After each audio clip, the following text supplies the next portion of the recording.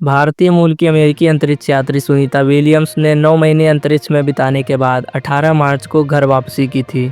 वह धरती पर लौटने के बाद सोमवार को पहली बार मीडिया के सामने आई और अंतरिक्ष में बिताए अपने 9 महीने के अनुभवों को साझा किया। जब सुनीता विलियम्स से पूछा गया कि भारत अंतरिक्ष से कैसा लग रहा था, तो सुनीता ने कहा कि भारत अद्भुत है। हर बार जब हम हिमालय के ऊपर से गुजरे तो बुच विल्मोर ने हिमालय की अविश्वसनीय तस्वीरें खींची। अंतरिक्ष से हिमालय का नज़ारा शानदार है।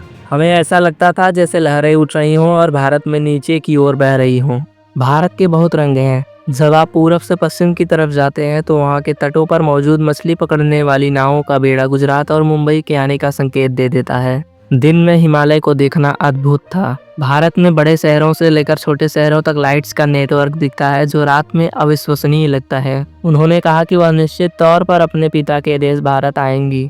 वह एक्सियोम मिशन पर जाने वाले भारतीय अंतरिक्ष यात्री को लेकर उत्साहित है।